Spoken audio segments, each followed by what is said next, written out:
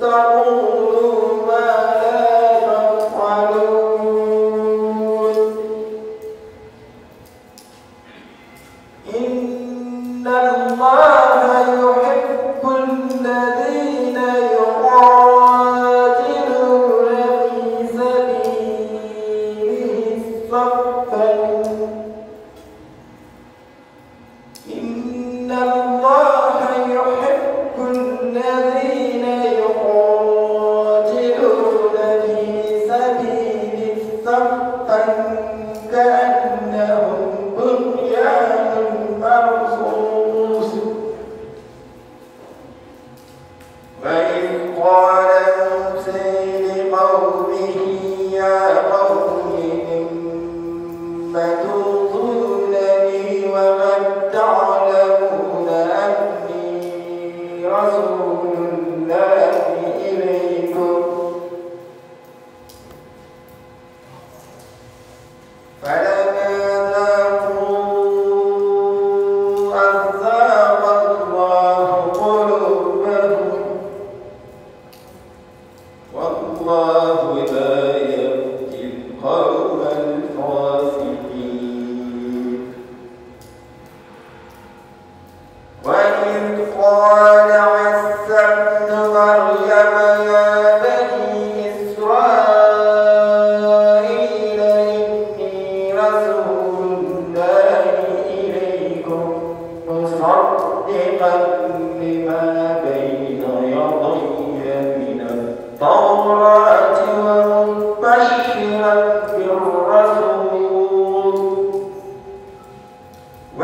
ومبشرا بالرسول يأتي من بعد اسمه أحمد فلما جاءهم بالبينات قالوا هذا سحر مبين بسم الله الرحمن الرحيم إذا جاء نصر الله والفتح ورأيت الناس يدخلون في دين الله أفواجا فاستسبح بحمد ربك واستغفره إنه كان توابا بسم الله الرحمن الرحيم قل هو الله أحد الله الصمد لم يلد ولم يولد ولم يكن له كفوا أحد صدق الله العظيم الفاتحة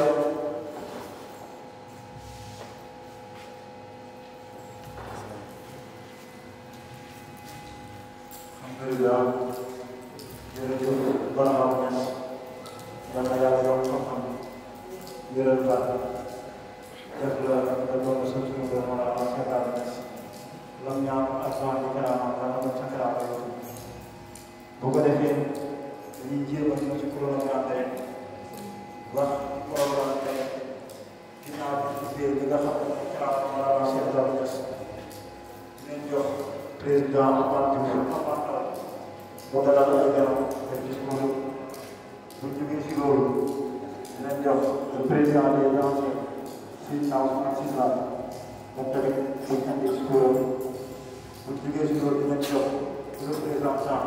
suñu bas bi tamit bu sànni si kàddu buñ paree ñu dugg si panel bi modérateur bi Sidi Abdoulaye Diallo ñu président nañu si panel bi nga xam ne ñëw nañ ngir ko ba Dakar ak Kora ngir defal conférence waaye pare foofu dinaa laaj bi ñu yóbbuwaat voyage loolu bu ñëwaatee ci causerie bi ak conférence président Aliou Ba bu jógee foofu dinañ def remise des attestations li nga xam ne bureau bi préparé na ko pour anciens yi waaye bu paree foofu tamit ñu jéem a dugal ci malade bu la tension su paree di bëri mat daal bi joxaat leen kàddu su leen joxaatee yóbbuwaat waaye waaye bu paree jéem a xool ñu jàngal xam bi ak temps bi nga xam ne ñu koy jàng chaque semaine ki ñu koy defal tamit delluwaat si di baralaat waaye pare foofu dem jëm ci séeréer muy diine bi pare rek yëngu suñu fajar di fàttaliwaat loolu juróom yi wax nañ comme ni koy defee chaque année maximum du malade ancien bi nga am léegi incha allah à partir de 17 heures fële sa terrain set alhamdulilah kon gis ngeen ne intégration bi rek ancien lañ ko pare ñu ñëw ak seen délégation man délégation bu ñu nee délégation ñu jiite leen ci président Seydina Ousmane Sylla ngir boobu Dakar ànd ak professeur Ibrahima Sarr nekk fii professeur de GV ànd ak Seydina Khadija Thiaw ñu itam ba Dakar bokk si panélistes yi ànd ak Mamadou Aliou Ba di ancien président si tamit jóge ko ba Kaolack ñu ànd ak docteur Babacar Mbaye jóge ko ba Kaolack ànd ak Abdallah Sène ancien nekk fii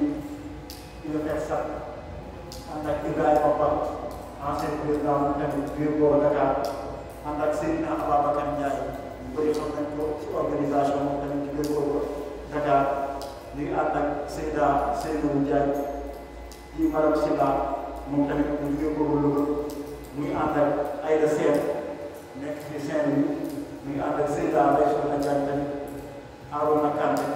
waaye ñu ngi xaar ñeneen tamit ñi nga xam ne dinañ ñëw incha allah ñu continuer présentation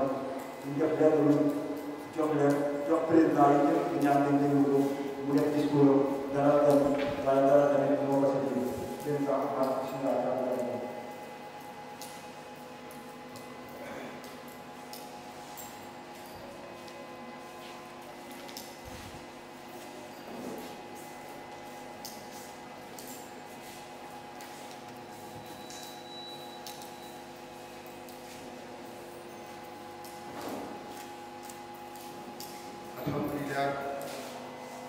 Louange et remerciements soient rendus à Allah,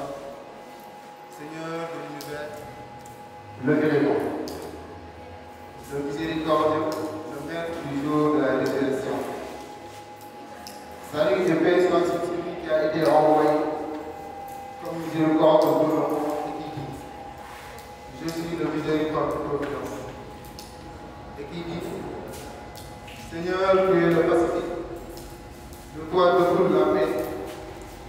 que tu sois béni. Dieu de majesté et de gloire, notre prophète Sayyidina Muhammad sallallahu alayhi wa sallam, sur sa famille, ses compagnons, défenseurs de la charia muhammadienne. Que la grâce et la bénédiction d'Allah soient sur notre maître, notre modèle de référence, le rédempteur de la station sublime, le guide sincère et le bienveillant, le pôle caché. Abad Abbas, Maulana Cheikh Ahmad Ibn Muhammad Al-Sani Tijani, ainsi que sur le chef à tout niveau. Acheter fi dernière maladie, Nour Zemani, Lisan Waqtihi, Farid Gamrihi, Walid Ashrihi, Mahal Nasirillahi la voix de sa génération, la lumière de son temps, le lieu vocal du regard divin parmi les créatures, je me nomme Maulana Cheikh Ibrahim Niass Baye.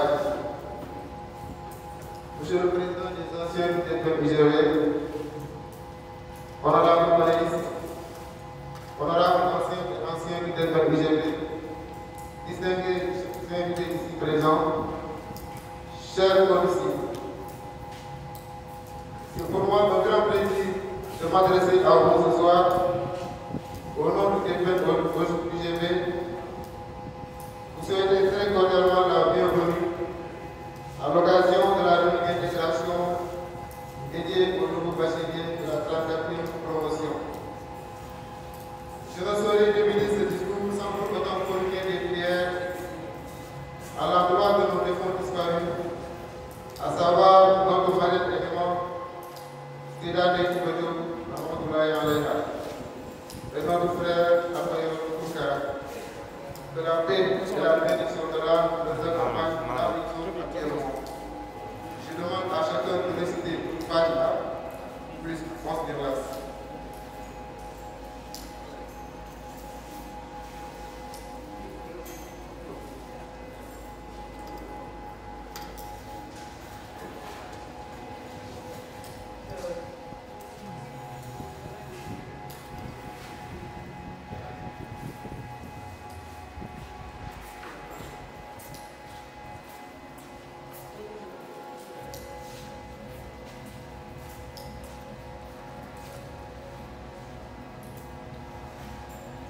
Chère assistance,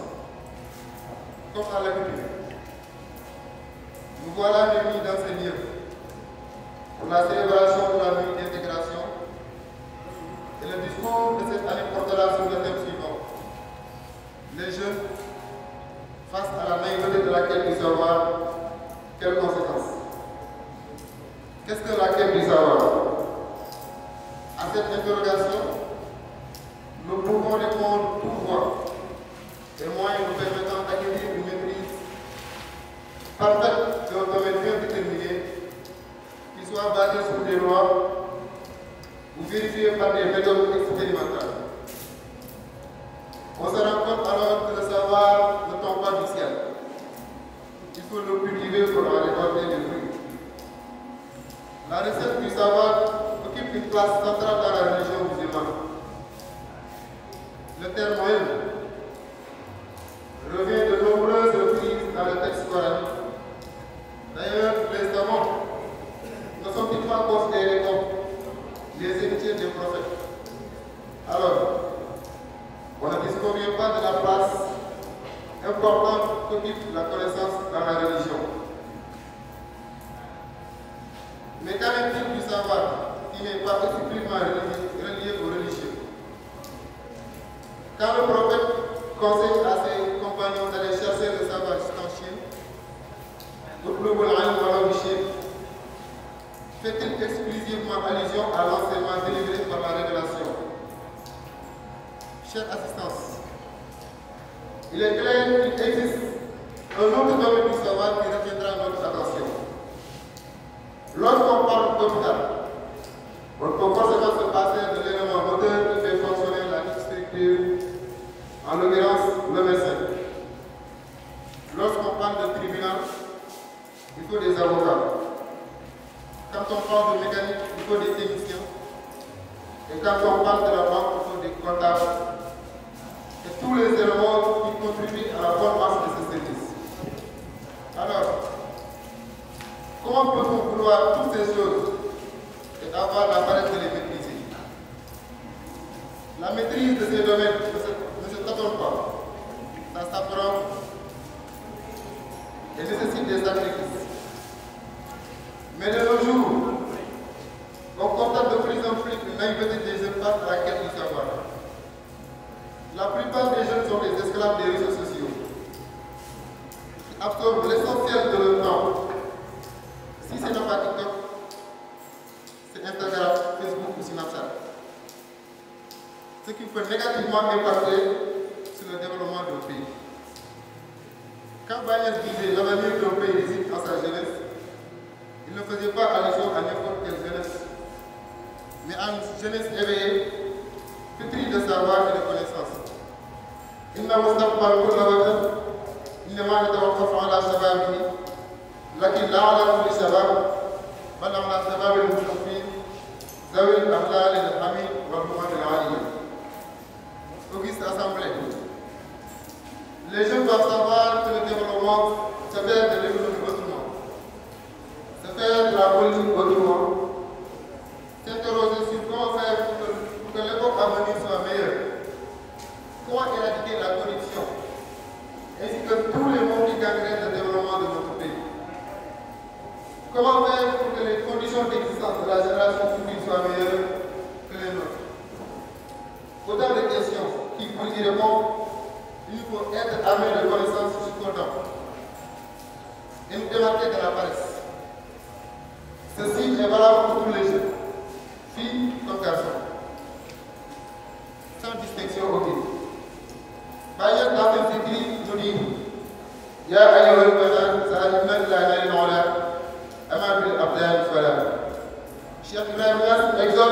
à ses filles de concurrencer les hommes dans la quête du savoir et non dans ce qui est du temporel. Il est clair que la quête du savoir est au début et à la fin de ce que prônaient les savants de toutes les époques confondues. De grâce, marchons sur notre pas et ne laissons aucune possibilité nous perturber au moins de nous détourner de l'essentiel. Chère assistance, honorables panélistes et très chers invités, nous voilà au terme de notre discours et nous aurons terminé celui-ci sans pour autant adresser nos sincères et respectueux remerciements à toutes les personnes qui de près ou de loin ont participé à la réussite de cette intégration. Et merci de votre aimable attention. Longue vie au Khalif Serment du Mali Ibrahim. بسم الله الرحمن الرحيم والصلاة والسلام على سيدنا محمد وعلى آله حق قدره ومقداره العظيم. الحمد لله كما قال مولانا شيخ إبراهيم يس الحمد لله به وله وفيه ومنه وإليه وعليه ومعه وعنه. صلى الله على سيدنا محمد القائل عرفت بربي القائل عرفت بربي ولولا فضل ربي ما عرفت ربي. ورضي الله عن شيخنا ووسيلتنا القطب المكتوم القائل تسترت عن دهري بذل جنابه فصرت أرى دهري وليس يراني. ولو تسأل الأيام ما اسمي ما درت فعرفنا مكاني ما عرفنا مكاني. ورضي الله عن شيخنا ووسيلتنا القطب الأقطاب وخليفة الله في الأرض كما قال فحملت الأمانة ونوديت يا داود إنا جعلناك خليفة في الأرض كما قال القائل أيضا سكرت بحمر إن هممت بشربه سكرت ابتزازا منك من فاقتتي به. من بل الشكر قبل الكون والكون لم تكن وما سمى غير الحمر ويك بشربه. ومت غراما المدامة فعجبوا ببرهام عبد الله من فرط حبه. وجدت حبيبي بعد موتي بحبه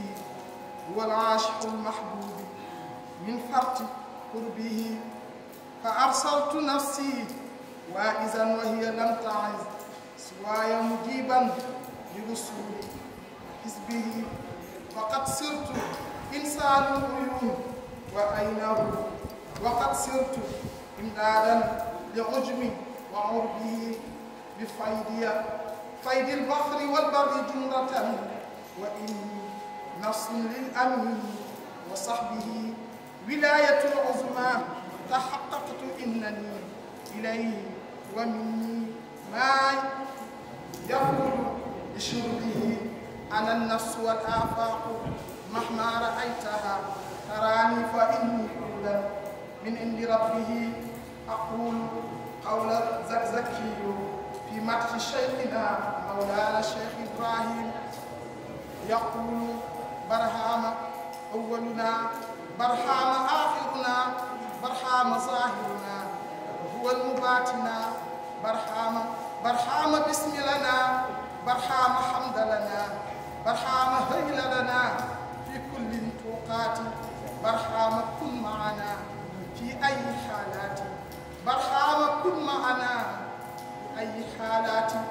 ومن شاء ياتيه ومن شاء أنكر ومن شاء ياتي بين مماتي ومن شاء ناواه كأهل الشقاء. أما بعد السلام عليكم ورحمة الله تعالى وبركاته.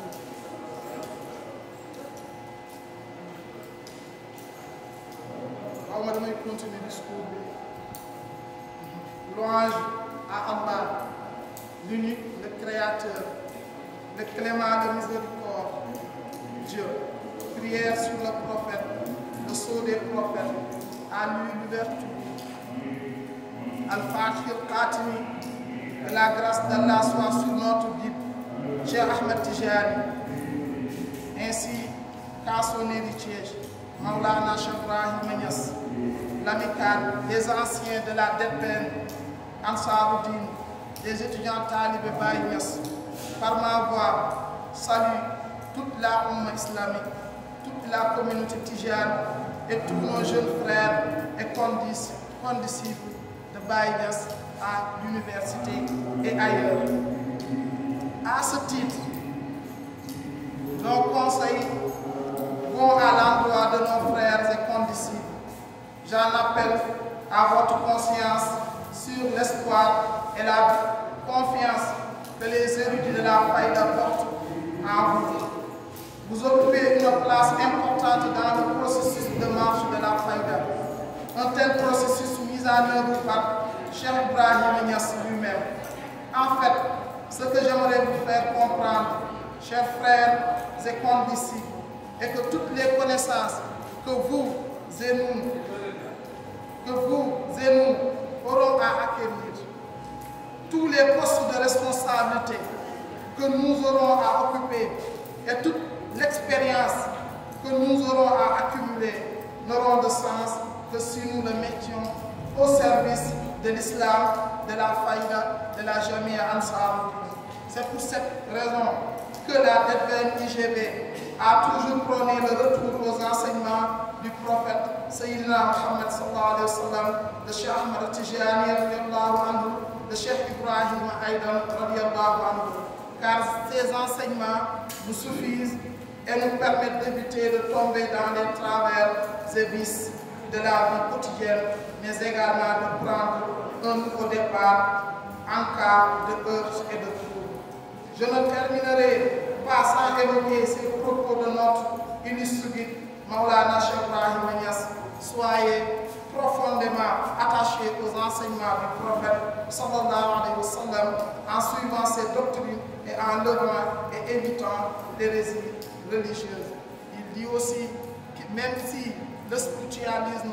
le matérialisme a ses propres disciples, le spiritualisme aussi a ses propres disciples. Avant de rendre la parole, il est important de mentionner en guise de rappel pour les anciens et à titre d'information pour les nouveaux bacheliers les versets coraniques que le Khalife Maulana Shaykhina wa Khalifatu Maulana Cheikh Ibrahim Niass, Cheikh Mohammed Mahi Ibrahim Niass nous avait adressé, illustrant l'engagement et la détermination des étudiants talibés Baye Niass. Il s'agit en l'occurrence des versets 13 et 14 de la sourate La Caverne. Nahnu naqussu alayka naba'ahum bil haqqi innahum fityatun amanu bi rabbihim wa zidnahum hudan. Nous allons te raconter le récit en toute vérité. C'était des jeunes gens qui croyaient en le Seigneur et à qui nous avions accordé les plus grands moyens de se diriger dans la bonne voie. Il ajoute aussi wa rabatna ala qulubihim iz qalu wa qalu rabbuna rabbus samawati wal ardi lan nad'u min dunihi ilahan laqad qulna idhan shatata. Nous avions fortifié leur cœur lorsqu'ils étaient levés pour dire: notre Seigneur est le Seigneur des cieux et de la terre. Jamais nous n'invoquerons de divinité en dehors de lui, sans quoi nous transgresserions dans nos paroles. Longue vie, aurait de succès et d'une santé de fer à notre Khalif, cher Mohammed Mahi Ibrahim Niass, et à tous ses frères et sœurs. Amin. Li mooy discours bi nga xam ne waxoon nañ ne dinañ ko prononcer devant nos jeunes frères étudiants ici à l'UGB, mais aussi tamit appartenant à la daïra des étudiants Talibé Maulana Cheikh Ibrahim, plus connu sous le nom du DPN, de la DPN UGB. Kaddu yi si kaddu yi nag la ñuy daanale sans pour autant trop guddal, mais damay wax benn wax rek di Cheikh Mahi Cissé li mujjee si discours bi Pape Mahi Niass li ñu waxoon bi dem yëgal ko mu indi Cheikh Ahmed Boucar Oumar Roqi Niang pour mu defal ñu conférence bi muy dem daf na ko nii demal yóbbul leen aaya alquran bi mooy aaya bi ñuy wax ne nii la ko daggee sax innahum fityatun amanu bi rabbihim wa zidnahum hudan mu ne ñoom de ay ndaw leen yoo xam ne dañoo gëm yàlla biñ gëmee yàlla ñun yàlla ñu dolli leen li nga xam ne mooy lii mooy xaalu daayira bi lii mooy xaal bi nga xam ne ki nga xam ne mooy xalifa bi xaal bii la muy dox te ku dem si li nga xam ne mooy suratul Kahfi la caverne soo demee xool ndaw yi nga xamee ne woon bëggoon leen rëcc buur daw jógee koo foofu dem si caverne bi pour jaamu seen borom xaal boobu ñooñu amee xaal boobu la DFN UGB amee te mbóot bi nekk ñoom seen xaal mooy ñi yàlla yar tey yarewu leen ne dañoo topp sëriñ yàlla moo leen yaral boppam comme yéen na ngeen xam ne yàlla moo leen yaral boppam kon ci kàddu yooyu la ñuy leen daanale jox ne wa aaxiru da'waana alhamdulillahi jërëjëf. وعلى آله الأخيار المصطفى من خيرة الخلق سيدنا وعلى آل الأبطال وصحابة الأخيار ورضي الله عن القطب المكتوب وبرزق محمد المخلول سيدنا أحمد بن محمد التجاني وساخر فائدته وفلاح مصر الذي سقط له من بحور فيده بأعظم الأوان وهو سيفنا ووسيلتنا وأممنا باي يصدق فاصل أفريقيا ضرب النبيات إن شاء الله تعالى عبد الله رضي الله عنه وبعد السلام عليكم ورحمة الله. J'aurais préféré parler la langue de Molière, mais je le pense insuffisant pour sortir ce qui est dans notre vie. Ñu ngi sant Yàlla beneen yoon di julli ci Yonent Yàlla Muhammad sallallahu alayhi wa sallam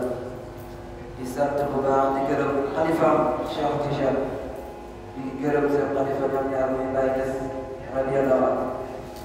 ginnaaw loolu ñu ngi sant Yàlla di gërëm suñ ancien yu daara yi ci jiital seen président seen Ousmane Sylla ñu ngi leen dokkeel bu baax sëriñ ginnaaw loolu ñu ngi dokkeel président Dendel mooy Seydi Amandaw di dokkeel ci moom nag dañuy dokkeele bépp ancien bi nga xam ne fekk na def yi biir Dendel ñu ngi sant Yàlla beneen yoon ci bi ñu tànnee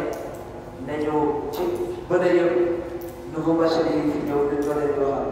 wallaahi tuuti ne ci yor seen kàddu da ngeen a am njort bu rafet ci ñoom rek waaye wallaahi leer na ma ne di nekk ci xol yu bëri yi wallaahi mënuñ ko wax ndax kontaante bi am ku ci nekk bi ngay jógee fa nga dëkk defoon nga ci sa xel ne bu ma demee li ma doon dund est-ce que dinaa ko dund ci xaal bi ma doon dund doo faat est-ce que dinaa ko mën a am biir Saint-Louis kii ne xaal bi ma doon dund kaw rek est-ce que dinaa ko am kii ne xaal bi ma doon dund fële est-ce que dinaa ko mën a am biir Saint-Louis ñu ñëw den benn ensemble leen boole di ñu dundal xaal bi gën a neex wallaahi man la première fois bi ma ñëwee teewee daara dama ne njëriñ di foofu ñu si wallaahi wax si kër yi alhamdulilah ñu ngi sant Yàlla beneen yoon ndax pays moo laa achèvre la si mu mel nii ndax dañu jàngale li ñu fi doon wax rek fonk leen seen doomi aarif yi ndax ñooy seen doomi bàyyi jëfoo sariatu man def seen baraam te bu ñëwee wallaahi mënoon ngeen ñoo xool sous-estimé waaye defu leen dañoo ñëw ngeen jàppee ñu seen bopp wallaahi biir Dendel bële moo ci gën a nekk en l'aise que ancien dañoo ñëw ñu jàppale wallaahi bi ñu jàppale ci côté pédagogique ci côté social ak ci bépp côté wallaahi ñu ngi sant Yàlla beneen yoon ñu ngi sant Yàlla bu baax di gërëm ancien yi amul kenn kuy bàyyi ba léegi kontaane te mënuma delloo gàddu bi te waxuma ak sama mbokki bële ñun ñi nga xam ne ñoo fi ñëw ren gis nañ ñii li def yor biñ jaar ñun fa lañ war a jaar ku ci nekk nit dafa am lu baax ci moom muy royukaay pour royukaay ne man kii laa bëgg mu doon sama royukaay nit boo bëggee réussir ci àdduna foog nga ko royukaay ne man kii ay tànkam laa bëgg a toll nañ taw si tànki ancien yi fiñ jaar ba toll fii tey nañ toog ne ñun tamit dinañ fa jaar ba toog fii tey bu beneen yoonee benn asal loo boo jógee feneen ñu ñëw invité ko muy fekkee intégration alhamdulilah ñu ngi sant Yàlla beneen yoon di ñaax suñu mbokki bëri ne daara bi duñ ko bàyyi ndax lii la ñu bàyyi rek béy bàyyi bi lii kese moo ci nekk te lii kese moo nekk DPV xadara xijuma wasifa guddi àjjuma bu daayira amee ñu daayira loolu kese moo nekk mbir DPV xanaa jàngale bi ñuy def jàngale te bàyyi nee na man moom lii la sampee dëkkam jàngale jaamu yàlla liggéey te loolu rek laa gis biir DPV alhamdulilah duñ guddal kàddu bi ndax ñu ngi xaar kilifa yi di wax xam-xam te